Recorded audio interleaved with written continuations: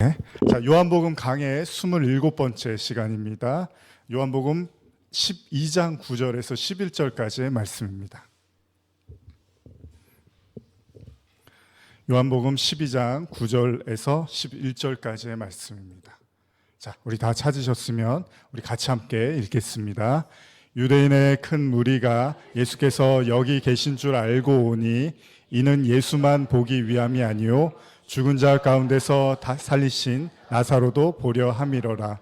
대제사장들이 나사로까지 죽이려고 모의하니 나사로 때문에 많은 유대인이 가서 예수를 믿음이로라.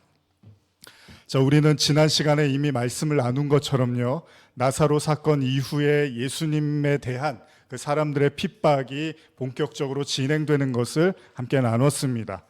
나사로의 사건이 알려주면서 예수님에 대한 사람들의 관심도 커졌지만 동시에 예수님에 대한 시기와 질투 그리고 그를 죽이려고 하는 계획까지 펼쳐지기 시작합니다. 오늘 본문은 나사로 사건으로 인해서 많은 유대인들이 예수님을 믿었다고 기록을 하고 있는데요. 제가 12절부터 15절 우리 한번 다시 계속해서 한번 읽어보겠습니다. 요한복음 12장 12절에서 15절입니다. 그 이튿날에는 명절에 온 큰 무리가 예수께서 예루살렘으로 오신다는 것을 듣고 종려나무 가지를 맞이고 나가 외치되 호산나 찬송하리로다. 주의 이름으로 오시는 이 곧 이스라엘의 왕이시여 하더라. 예수는 한 어린 나귀를 보고 타시니 이는 기록된 바 시온 따라 두려워하지 말라. 보라, 너의 왕이 나귀 새끼를 타고 오신다 함과 같더라. 지금 읽으신 본문은 우리가 잘 알고 있는 예수님의 예루살렘 입성에 대한 말씀입니다. 모든 인류의 죄를 위해서 이 땅에 오신 하나님의 아들 예수님은 드디어 십자가라는 위대한 사명을 이루기 위해서 예루살렘으로 입성을 하십니다. 아울러서 유월절을 지키기 위해서 각지에서 몰려든 사람들도 예수님의 소식을 듣고 그를 맞이하려고 합니다. 그들은 종려나무 가지를 흔들고 예수님의 예루살렘 입성을 환영하고자 합니다. 여러분, 호산나라는 말의 뜻을 아시나요? 호산나라는 뜻은 우리를 구원하소서, 우리를 도우소서라는 의미를 가지고 있습니다. 사람들은 예수님을 이스라엘의 왕이라고 지칭하면서 호산나를 외칩니다. 이때 예수님이 그 예루살렘에 입성하시는데 한 어린 나귀를 보고서 그 어린 나귀를 보고 타셨다고 기록이 되어 있는데, 이 말씀이 12장 15절에 여러분들 읽으셨는데 이는 기록된 바 시온에 따라 두려워하지 말라. 보라, 너희 왕이 나귀 새끼를 타고 오신다 함이로라. 함과 같더라. 이렇게 기록되어 있는데요, 이 내용이 실제로 스가랴서에 기록이 되어 있습니다. 스가랴서 9장 9절을 보면요, 제가 읽어드릴게요. 시온에 따라 크게 기뻐할지어다. 예루살렘에 따라 즐거이 부를지어다. 보라, 내 왕이 내게 임하시나니 그는 공의로우시며 구원을 베푸시며 겸손하여서 나귀를 타시니 나귀의 작은 것 곧 나귀 새끼니라. 현대어로 한 번 더 읽어드릴게요. 너 시온아 기뻐 뛰어라. 너희 예루살렘 시민들아 환호성을 올려라. 보아라, 내 왕께서 내게로 오실 것이다. 그분은 의로우시고 노련한 해방자이시다. 그런데도 겸비하여 나귀를 타고 오신다. 잡종도 아니고 전투용도 아닌 새끼 수나귀를 타고 오신다. 10절도 제가 계속 읽어드리면 그분은 전쟁의 무기들이 소멸되도록 에브라임에서 전차들을 없애시고 예루살렘에서 군마들을 없애실 것이다. 그분은 또 세계 만민에게 평화를 제공해 주셔서 그분의 통치가 이 바다에서 저 바다로 펴지고 세계 이 끝에서 저 끝까지 이를 것이다. 자, 스가랴의 말씀은 예수님이 왜 나귀를 타고 오시느냐에 대한 말씀을 하고 있는데, 그 이유는 겸손하기 위해서 나귀를 타셨다고 해요. 근데 나귀도 아닙니다. 오늘 성경은 나귀 새끼라고 이야기를 합니다. 이 내용은 사복음서 모두에 기록이 되어 있는데요, 한번 마태복음을 같이 저하고 좀 읽어볼까요? 마태복음 21장 1절에서 7절인데요 같은 내용인데 좀 더 구체적으로 기술을 하고 있습니다. 같이 한번 읽겠습니다. 그들이 예루살렘에 가까이 가서 감람산 벳바게에 이르렀을 때 예수께서 두 제자를 보내시며 이르시되 너희는 맞은편 마을로 가라. 그리하면 곧 매인 나귀와 나귀 새끼가 함께 있는 것을 보리니 풀어 내게로 끌고 오라. 만일 누가 무슨 말을 하거든 주가 쓰시겠다 하라. 그리하면 즉시 보내리라 하시니 이는 선지자를 통하여 하신 말씀을 이루려 하심이라. 일러스되 시온 딸에게 이르기를 내 왕이 내게 임하나니 그는 겸손하여 나귀 곧 멍에 매는 짐승의 새끼를 탔도다 하라 하였느니라. 제자들이 가서 예수께서 명하신 대로 하여 나귀와 나귀 새끼를 끌고 와서 자기들의 겉옷을 그 위에 얹음에 예수께서 그 위에 타시니. 자, 이 말씀이 굉장히 중요한 말씀인지 사복음서 모두에 예수님의 나귀에 타신 내용이 기록이 되어 있습니다. 여러분, 성경에서 제일 중요한 게 당연히 십자가죠. 그러니까 당연히 이 내용들이 사복음서에 기록된 것은 매우 중요하다고 볼 수 있습니다. 그러나 모든 십자가의 내용들이 다 사복음서에 다 등장하지는 않습니다. 예수님은 예루살렘 입성을 위해서 제자들을 보내어 나귀를 데려오라고 하십니다. 여기에서 그 유명한 말씀이 나오는데 마태복음 21장 3절이죠. 만일 누가 무슨 말을 하거든 주가 쓰시겠다 하라. 그리하면 즉시 보내리라. 자, 그리고 그 말씀은 진짜로 이루어집니다. 누가복음을 보면 이 부분에서 19장 33절 34절인데 이것도 한번 읽어볼까요? 나귀 새끼를 풀 때 그 임자들이 이르되 어찌하여 나귀 새끼를 푸느냐 대답하되 주께서 쓰시겠다 하고. 자, 이처럼 예수님은 이미 구약에서 말씀하셨던 걸 이루기 위해서 그대로 행동을 하셨고 실제로 이루어집니다. 예수님이 나귀를 데려오려고 하는데 안 된다고 이럴 수도 있잖아요, 상대방이. 그런데 진짜 주가 쓰시겠다고 하니까 주더라는 거예요. 물론 예수님은 하나님의 아들이고 모든 능력과 권세를 가지고 있습니다. 그러니까 예수님에게는 불가능은 없어요. 그게 복음이잖아요. 당연한 거죠. 그러나 성경 곳곳을 살펴보면 특히 예수님이 등장하는 사복음서를 보면 이런 내용들을 찾아볼 수가 있습니다. 다시 말하면 성경에서 하신 말씀을 응하기 위해서 했다라는 말들이 계속 반복이 됩니다. 그러니까 예수님의 말씀과 행동들은 이미 구약에서 예견이 되었고 결국 그 예언되었던 말씀은 그럴 수밖에 없었다는 거예요. 이루어지게 돼 있다는 거죠. 여러분, 마가복음 14장 21절 제가 읽어드릴게요. 인자는 자기에 대하여 기록된 대로 가거니와 인자를 파는 그 사람에게는 화가 있으리로다. 그 사람은 차라리 나지 아니하였더라면 자기에게 좋을 뻔하였느니라 하시니라. 현대어로 읽어드릴게요. 인자는 오래전에 예언자가 선포한 대로 죽음의 길을 가겠지만 인자를 배신한 그는 참으로 불행하다.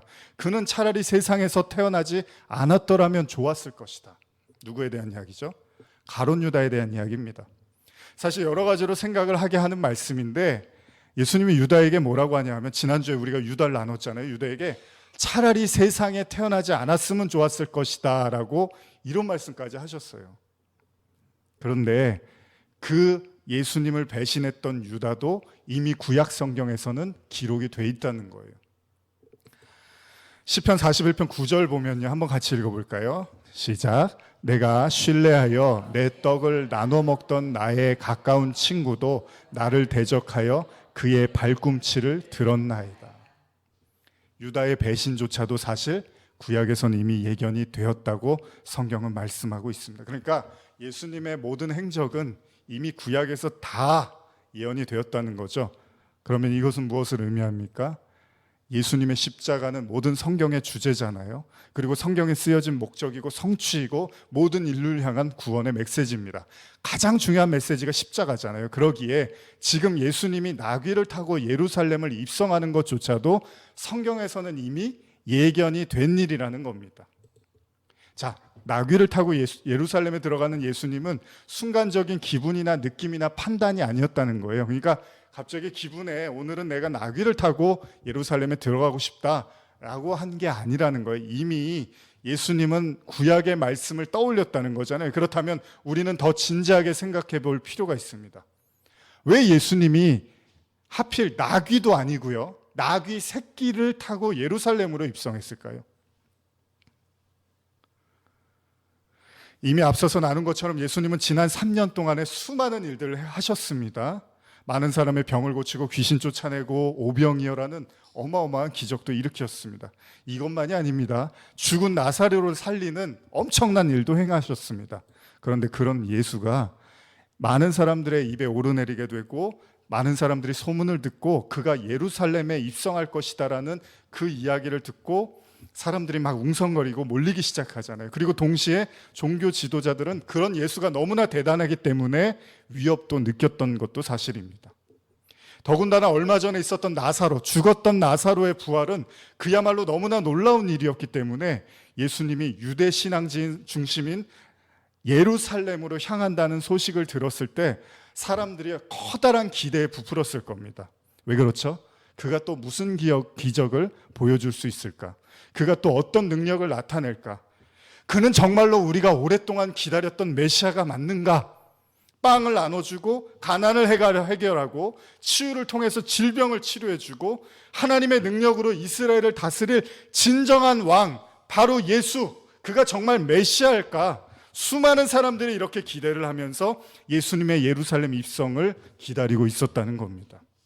그리고 그가 예루살렘으로 들어오자 드디어 사람들은 술렁이기 시작했고 드디어 우리가 기다리던 메시아를 만난 것인가라는 기대감에 부풀었습니다. 그러한 그들의 간절한 염원은 바로 예수를 보자 터져 나올 수밖에 없었던 거죠. 그래서 요한복음 12장 13절 여러분 읽으셨는데 종려 나무 가지를 가지고 맞으러 나가 외치되 호산나 찬송하리로다 주의 이름으로 오시는 이 곧 이스라엘의 왕이시여 하더라. 여러분 호산나의 뜻 아까도 말씀드렸죠. 우리를 구원하소서. 우리의 모든 고통으로부터, 우리의 모든 괴로움으로부터, 우리의 모든 가난함으로부터, 우리의 모든 아픔으로부터 우리를 구원하소서. 우리를 제발 구원해 주세요. 우리의 왕이시여, 이스라엘의 왕이시여. 여러분 구원의 뜻이 뭐죠? 구원의 뜻이 뭔지 아십니까? 사전을 보면 어려움이나 위험에 빠진 사람들을 돕거나 구해준다라고 써 있습니다. 그렇다면 구원의 성경적인 원어의 의미를 보면 우리가 보는 성경에서의 구원이란 말이 가장 먼저, 그러니까 여러분들이 보고 있는 개역개정이죠. 거기에 구원이란 말이 가장 먼저 등장하는 구절이 창세기 19장 19절인데요. 여기 보면 같이 한번 읽어볼까요? 시작. 주의 종이 주께 은혜를 입었고 주께서 큰 인자를 내게 베푸사 내 생명을 구원하시오나 내가 도망하여 산에까지 갈 수 없나이다. 두렵건대 재앙을 만나 죽을까 하나이다. 소돔과 고모라 사건에서 롯이 천사들 향해서 했던 말, 그 중에 구원이란 말이 구원으로 번역을 한 거죠. 우리나라 성경에서.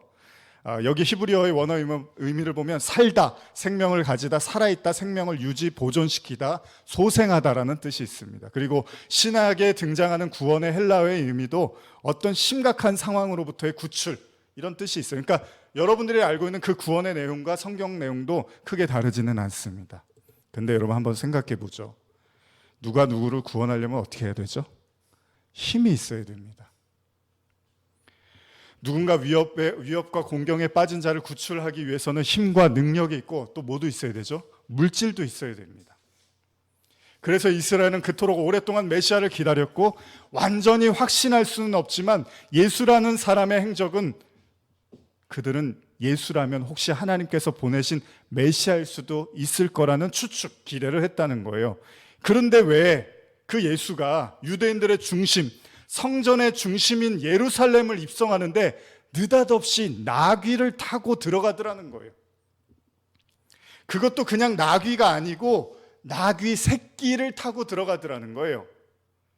어미 곁을 맴돌면서 아직은 다 자라지도 못해서 세상이 두렵기도 하고 신기하기도 한, 여러분 그 말을 이렇게 말 타는 데 가다 보면 이렇게 따라다니는 새끼 말들 있잖아요. 어미 곁을 졸졸 따라다니는 그 여리고 순한 나귀 새끼를 예수님은 타고 예루살렘에 입성하시더라는 거예요. 짐도 싣기도 어렵고 사람이 타기도 발이 이렇게 끌리잖아요. 나귀 새끼가 작으니까 타면은 발이 끌릴 수도 있어요. 그런 연약하고 여린 나귀 새끼를 타고 예수님이 예루살렘에 입성하더라는 거예요. 왜 그러셨을까요? 이스라엘의 왕의 위엄을 가진 자답게 온 세상을 구원한 메시아답게 그러려면 어떻게 해야 되죠? 튼튼하고 건실한 순백의 정의를 상징하는 흰 말을 타고 나타나셔야 되는데 예수님의 선택은 사람도 타기 힘든 나귀 새끼를 타고 들어가시더라는 거예요. 물론 이것도 성경에서 이미 예견이 됐습니다. 그 얘기는 뭐냐면 하나님의 의도가 담겨 있다는 거예요. 쉽게 말하면 여러분들이 지금 뭔가 메시아를 기다리는데 자전거를 타고 왔는데 그것도 세발 자전거를 타고 온 격이 되는 거죠. 우스꽝스러운 모습입니다. 어찌 보면 가난한 자들과 연약한 자들을 위한 상징적 모습처럼 보일지도 모릅니다. 그럴까요, 여러분? 예수님이 나는 이렇게 겸손하고 가난한 자들 위해서 그래서 내가 나귀 새끼 타고 오는 거야, 이런 의미일까요? 사실 여러분 어렵게 생각할 필요가 없습니다. 예수님의 처음을 보면 됩니다. 이 땅에 메시아로 오신 예수님의 첫 출발이 어땠죠? 누가복음 2장 3절에서 7절인데요. 제가 같이 한번 읽어볼까요? 천천히. 누가복음 2장 3절에서 7절입니다. 시작. 모든 사람이 호적하러 각각 고향으로 돌아가매 요셉도 다윗의 집 족속이므로 갈릴리 나사렛 동네에서 유대를 향하여 베들레헴이라 하는 다윗의 동네로 그 약혼한 마리아와 함께 호적하러 올라가니 마리아가 이미 잉태하였더라. 거기 있을 그때에 해산할 날이 차서 첫 아들을 낳아 강보로 싸서 구유에 누였으니 이는 여관에 있을 곳이 없음이로라. 현대어로 읽어드릴게요. 이 칙령에 의하면 모든 사람은 자기 본적지에 가서 등록하도록 되어 있었다. 그래서 다윗의 후손인 요셉도 다윗 왕의 고향인 유대 베들레헴으로 가야 했다. 그는 갈릴리의 나사렛을 떠나 그곳까지 가는 여행길에 이미 만삭이 된 자기 약혼녀 마리아를 데리고 갔다. 그들이 베들레헴에 있는 동안 마리아는 달이 차서 첫 아들을 낳았고 강보로 싸서 구유에 누였다. 동네 여관이 다 차서 그들이 들어갈 방이 없었기 때문이다. 누구 이야기죠? 예수님의 이야기입니다. 하나님의 아들이요, 이 땅의 모든 영혼을 구원하시기 위한 그 하나님의 아들이 이 땅에 오시기 위해서 태어나야 했던 그 첫 출생의 장소가 여관방도 없어서 구유, 즉 소나 말이 사료를 먹는 통 위에 아기 예수를 눕혔다라는 거예요. 심지어 그 예수를 눕힐 그 흔한 여관방조차도 예수에게는 허락이 안 됐습니다. 그래서 우리가 잘 아는 성극 빈방이 있습니까? 라는 것도 여기에서 나오게 된 겁니다. 왜 하나님은 자신의 아들을 이 땅에 보내면서 그 여관방 하나조차도 허락을 안 하셨을까요? 아들 예수는 마국간에서요 구유에 누인 채 탄생을 합니다. 예수의 이 땅에서의 시작은 따뜻하고 온정이 있는 그런 방이 아니라 아주 차디찬 마국간이었습니다. 참 이상하지 않습니까? 굳이 이렇게까지 하나님이 하실 이유가 있을까요? 재수가 없어서 그날따라 방이 다 차갖고 예수님이 막 나오는데 뭐 그런 건 아닐 거 아니에요. 하나님의 모든 섭리가 담겨 있을 텐데 굳이 이렇게까지 하나님이 하실 필요가 있을까요? 성경은 그걸 단순한 것으로 보지 않습니다. 어떤 뜻이 있다고 누가복음은 기록을 하고 있는데요. 누가복음 2장 10절에서 12절도 한번 같이 읽어볼까요? 시작. 천사가 이르되 무서워하지 말라. 보라, 내가 온 백성에게 미칠 큰 기쁨의 좋은 소식을 너희에게 전하노라. 오늘 다윗의 동네에 너희를 위하여 구주가 나셨으니 곧 그리스도 주시니라. 너희가 가서 강보에 쌓여 구유에 누여 있는 아기를 보리니 이것이 너희에게 표적이니라 하더니. 성경은요, 예수님이 마국간에 태어난 것 그리고 포대기에 쌓여서 구유에 누인 것도 바로 표적이라고 말씀을 하십니다. 표적이란 표시 혹은 징조라는 의미가 있습니다. 그러면 우리는 보편적으로 이 내용을 높은 하늘에서 낮고 낮은 이 땅으로 오신 예수님의 겸손으로 이해하는 것이 가장 쉬울 겁니다. 그런데요, 주석을 보면 이 모습을 에스겔 16장과 연결을 해서 이야기를 하고 있는데 이건 제가 한번 읽어드릴게요. 에스겔 16장 1절에서 5절 현대어로 읽어드릴게요. 정조 없는 여인 예루살렘, 여호와께서 내게 말씀하셨다. 너 사람아, 너는 예루살렘 도성이 얼마나 더럽고 흉악한 짓들을 하고 있는가를 똑똑히 깨우쳐 주어라. 너는 이렇게 책망하여라. 나 주 여호와가 말한다. 내 출신과 가문으로만 따진다면 너는 가나안 원주민의 딸이다. 내 아버지는 아모리 족속의 남자요, 내 어머니는 헷 족속의 여자이니 너는 이 땅에서 태어난 본토박이다. 그러나 내 부모들은 너를 돌보아 주지 않았다. 그들은 내 탯줄을 잘라주지도 않았고 내 몸을 물로 씻어 정결하게 해주지도 않았으며 소금으로 내 몸을 문질러 주거나 포대기로 감싸주지도 않았다. 그들은 그 어느 것 하나 해준 일이 없었고 너를 불쌍히 여기지도 않았다. 오히려 내가 태어난 날 내 부모들은 내 목숨을 천하게 여기고 너를 허 벌판에 내던져 버렸다. 이 내용은요, 예루살렘이 이방의 부모 밑에서 태어나서 아무 관심도 받지 못한 채 아무렇게나 던져진 불쌍한 상태의 아이를 지금 예루살렘으로 묘사를 하고 있는데요. 바로 예수가 그들을 구원하기 위해서 오신 거잖아요. 그런데 예수님도 똑같이 내동정이 처진 모습으로 오신 거라는 거예요. 그러니까 예수님이 빈 방 하나조차도 없이 마국간의 구유에서 태어난 건 그게 바로 예루살렘의 모습이라는 걸 예수님이 보여주고 계시다는 겁니다. 아무도 예수님의 탄생에 관심을 갖지 않았다는 거예요. 그래서 메시아가 태어나든 뭐하든 사람들은 관심이 없었고 예수님은 방 한 칸조차도 그것을 허락받으시지 못했다는 거죠. 다시 말한다면 지금 구유에 놓인 예수님의 모습은 우리를 구원하시고자 하는 겸손하고 낮은 메시아의 모습만이 아니라 우리가 처한 영적 현실, 그러니까 어디에 하나 기댈 곳 없고 누구의 도움과 관심도 받지 못하는 마국간과 같은 곳에서 온전한 양식이 없어서 짐승의 여물 같은 걸 먹으면서 근근히 살아가는 이스라엘 백성들의 영적 상태라고 볼 수도 있다는 겁니다. 이런 이야기를 하고 있으니까 비슷한 사람이 떠오르죠. 탕자. 여러분, 누가복음의 탕자가 어떻죠? 아버지의 재산을 가지고 집을 떠납니다. 그리고 먼 이방 나라로 가서 재산을 다 탕진합니다. 그리고 머지않아 기근이 찾아오고 거기서 뭘 하죠? 할 일이 없으니까 돼지를 칩니다. 그런데 먹을 것이 없으니까 돼지가 먹는 그 돼지 열매를 먹고자 하는데 그것도 넉넉치가 않습니다. 사실 이 이야기를 왜 예수님이 이 비유를 하셨을까요?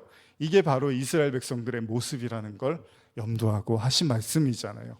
그러니까요, 구유에 놓인 아기의 모습은 가련한 하나님의 백성의 현 주소를 보여주는 거고요. 동시에 한 가지 덧붙인다면 그가 가축들이 먹는 먹이를 담아놓는 구유에다가 예수님을 놨잖아요. 그건 바로 예수님이 이 땅에 양식으로 오셨다는 것을 의미하고 있다는 거죠. 그러니까 예수님의 탄생은요, 바로 이 세상의 양식으로, 다시 말씀드리면 우리의 먹잇감으로 예수님이 오셨다는 거예요. 엄밀히 말하면요, 예수님은요, 세상에 대한 권리가 없었다는 거예요. 방 한 칸도 허락이 안 됐다는 거죠. 물론 부모도 계셨고 예수님이 잘 자라났습니다. 그러나 하나님이 표적으로 지금 말씀을 하시는 거예요. 인간이 가축을 키우는 이유는 둘 중에 하나입니다. 왜 그렇죠? 일을 시키거나 아니면 잡아먹기 위해서. 그들에게 사료를 주고 정성껏 돌봅니다. 그리고 그들을 잡아먹습니다. 이상할 게 없죠. 이 땅의 먹잇감, 제물로 오신 예수님도 똑같다는 거예요. 하나님은 그에게 말씀 전하는 일을 맡기셔요. 그리고 그 일을 다 하자 그를 잡아서 세상의 제물로 내주더라는 거예요. 바로 먹잇감이 됐다는 거죠. 실제로 예수님은 이러한 자신의 처지를 사람들에게 나를 먹고 마시지 않으면 구원받을 수 없다라는 식으로 적나라하게 표현도 하시죠. 그래서 너희들은 구원받기 위해서 반드시 나를 먹고 나를 마셔야 돼라고 말씀을 하십니다. 예수님의 목적은 분명합니다. 아버지의 뜻, 아버지의 뜻, 아버지의 뜻, 아버지의 뜻. 이게 예수님이 이 땅에 오신 이유예요. 그래서 그가 십자가를 지기 전날 밤, 그가 잡히시기 전날 밤에도 분명히 이런 기도를 하시는데요. 이것도 한번 읽어보겠습니다. 마가복음 14장 34절에서 36절입니다. 시작. 말씀하시되 내 마음이 심히 고민하여 죽게 되었으니 너희는 여기 머물러 깨어 있으라 하시고 조금 나아가사 땅에 엎드려 될 수 있는 대로 이때가 자기에게서 지나가기를 구하여 이르되 아버지여, 아버지께서는 모든 것이 가능하오니 이 잔을 내게서 옮기시옵소서. 그러나 나의 원대로 마옵시고 아버지의 원대로 하옵소서 하시고. 이 기도에서도 알 수 있듯이요, 예수님은 자신의 권리를 내세우기 위해서 이 땅에 오신 분이 아니었다는 겁니다. 오로지 그의 목적과 관심은 하나님의 일을 나타내는 겁니다. 마지막 순간까지도 그는 자신이 선택할 수 있는, 자신이 누릴 수 있는 모든 영역을 포기하고요, 땀이 피가 되도록 기도를 합니다. 이것이 바로 사탄이 처음 예수님을 시험할 때 그에게 던졌던 질문의 의도였습니다. 여기서부터 한번 잘 들어보세요. 예수님이 40일을 금식하고 배가 고파 있습니다. 자, 예수님에게 돌을 떡덩이가 되게 만들어서 먹으라고 하잖아요, 사탄이. 이 땅을 살아가는 인간으로서 마땅히 누릴 수 있는 것은 누리라는 거예요. 지금 예수에게 그러한 능력이 있다면 그걸 자기를 위해서 사용하라는 겁니다. 여러분들에게 돌을 떡으로 만들 수 있는 능력이 있으면 쓰라는 거예요, 사탄이. 그게 뭐 어떻습니까? 내가 능력이 없으면 모르겠는데 내가 그런 능력이 있어요. 근데 그걸 쓰면 좀 어떻습니까? 근데 사탄이 그렇게 시험을 하더라는 거예요, 예수님을. 어차피 하나님이 주신 능력이라면 우리는 그걸 뭐라 그러죠? 다른 말로? 달란트라 그러잖아요. 달란트를 써야죠. 묻어두면 안 되잖아요. 배고플 때 사용하는 게 뭐가 잘못됐냐는 거예요. 어차피 사람들을 믿게 하려면 높은 곳에 한 번 정도 뛰어내려주고, 죽지 않으면 사람들이 득달같이 몰려들 거예요. 제가 이제도 말씀드렸죠. 우리 교회에서 불치병이 치료되면 그냥 제가 설교 안 해도 여기는 그냥 꽉 찹니다. 그리고 나아가서 그들의 모든 어려움을 해결하기 위해서 사탄은 이 땅의 모든 부귀와 영화를 가지라고 합니다. 예수님의 싸움은 무엇이었을까요? 예수님의 공생에서의 출발에서의 시험이 도대체 뭐였을까요? 바로 자기 자신과의 싸움이었겠죠. 뭐냐 하면, 내가 가진 능력을 나를 위해서 쓸 건가, 아니면 하나님을 위해서 쓸 것인가의 문제였던 것일지도 모릅니다. 성경 보시면 아시겠지만 예수님이 한 번도 자기를 위해서 기적을 행한 적이 없습니다. 혹시 보셨나요? 저는 아직 못 봤습니다. 배고픈데 슈퍼 가기도 힘들고 돌이 많으니까 떡으로 좀 만들어서 오늘은 해결을 해야겠다, 한 끼를. 뭐 그럴 수 있잖아요, 예수님. 그렇게 하셨는데 성경에 안 쓰인 건가요? 십자가에서 처절한 예수님의 그 모습을 떠올리면서 우리가 한 가지 오해하지 말아야 될 게 있습니다. 예수님은 무능력해서 십자가에 매달린 게 아닙니다. 예수님에게 힘든 일은요, 죽은 자를 살리는 게 아니라 모든 능력이 있음에도 불구하고 십자가에서 자기를 내어드리는 거죠. 우리는 종종 복음을요, 자꾸 우리의 현실하고 연결해서 생각할 때가 있습니다. 우리가 연약하고 힘들다 보니까 마치 예수님도 이 땅에 오셔서 고생만 하다 가신 분으로 생각하면서 을의 예수님을 따르다 보니까 아이고 우리도 그렇게 팔자가 사나운 거야, 예수님도 그렇게 고생만 하다 갔잖아 라고 이해하기도 한다는 거야. 근데 명심하십시오. 예수님은 힘이 없어서 당한 게 아니었습니다. 능력이 없어서 당한 게 아니라는 거예요. 그에게 진정한 고통이 뭐였는지 아십니까? 그 모든 것을 다 할 수 있는데 그걸 하지 않은 거였다는 거죠. 그분은 발조차 끌릴 수 있는 나귀 새끼를 타는 우스꽝스러운 장면을 연출합니다. 왜요? 제가 곰곰이 묵상을 했어요, 일주일 동안. 왜 그러셨을까요? 어쩌면 그는 만만해 보이고 싶었는지도 모릅니다. 가난하고 약한 자들조차도 그를 비난하고 헐뜯으면서 조롱할 수 있는 모습. 예수님의 목적은요, 유다에게도 말한 것처럼 가난한 자들을 위해서 온 게 아니었습니다. 가난하든 부유하든 모두 죄인입니다. 그들 모두에게 만만해 보이기 위해서 그러셨는지도 모릅니다.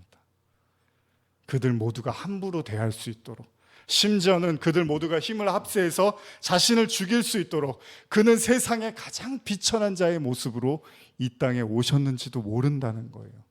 부정한 자들, 가난한 자들, 세상의 찌끄러기라고 불릴 수 있는 자도, 가장 낮고 낮은 천한 자들도 예수님을 침뱉고 욕하고 함부로 대할 수 있도록 예수님은 일부러 더 낮은 모습으로 오셨는지도 모른다는 거예요. 무슨 가난한 자들의 어떤 그 민중을 위해서 오신 게 아니라 죄를 드러내고 구원하시기 위해서, 그렇게 그는 이 땅에 먹잇감으로 오셨다는 거죠.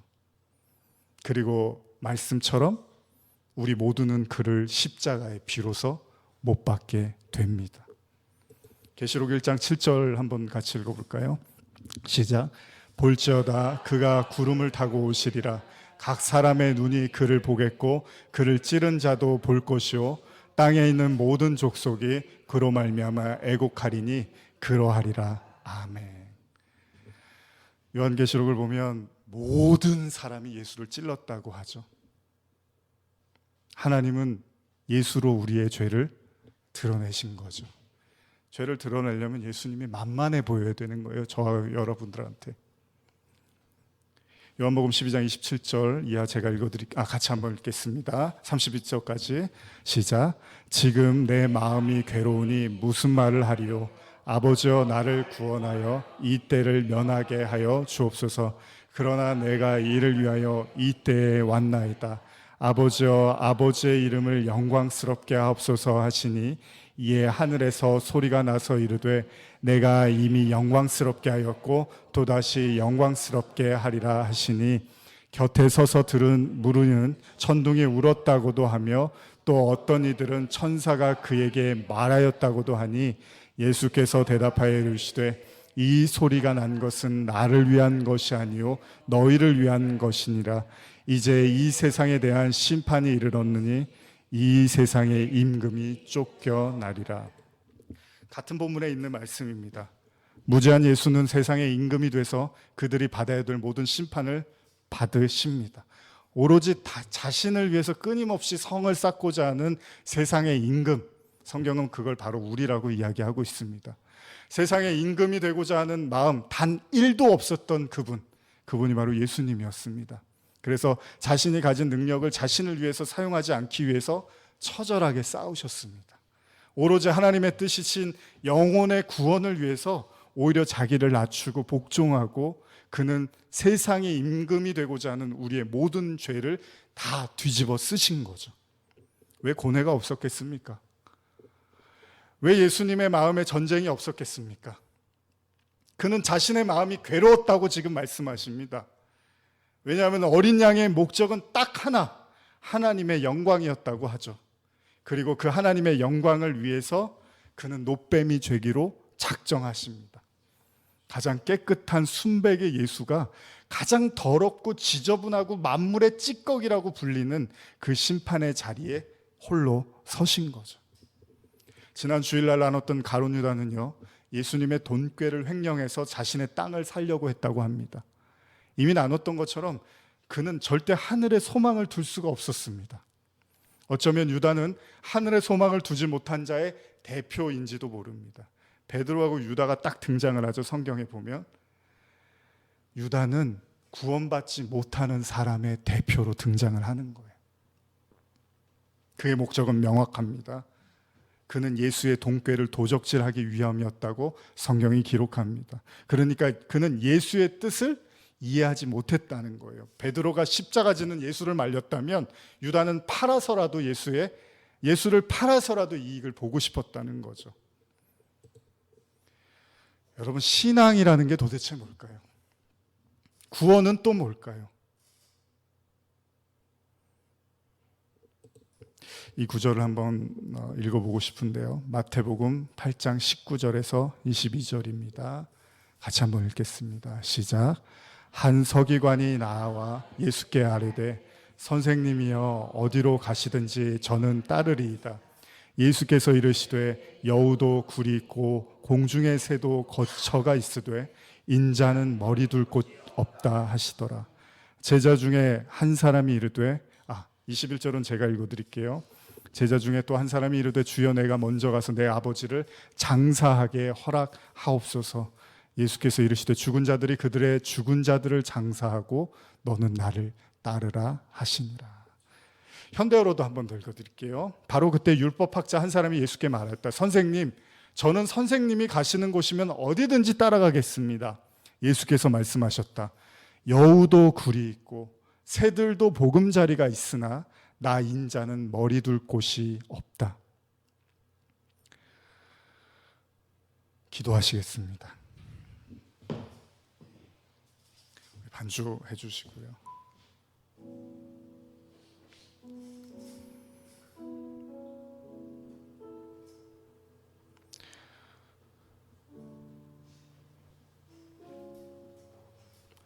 우리 시간에 말씀을 생각하며 함께 기도하십니다. 어린 나귀 새끼를 타고 예루살렘을 입성하시는 예수님. 오늘 그렇게 예수님은 버려진 돌처럼 무관심과 철저하게 버려진 사람처럼 이 땅에 오셨습니다. 그래서 성도의 길이 힘든 것이, 성도의 길은 영광의 자리가 아닙니다. 고난과 십자가의 길입니다. 성도는 모든 능력을 다 사용해서 하나님의 영광을 나타내는 사람이 아니라 그리스도의 십자가로 하나님의 능력을 나타내는 사람입니다. 오늘 여러분들은 말을 타기를 원하십니까? 나귀 새끼를 타고 싶으십니까?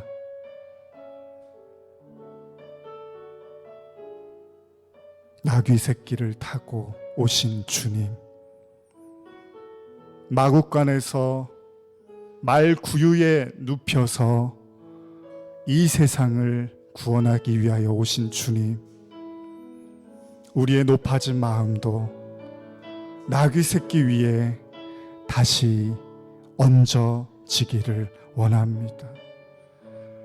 혼탁해진 믿음, 섞여 있는 신앙, 오늘 십자가로 정결케 하여 주시옵소서. 우리 같이 기도하시겠습니다.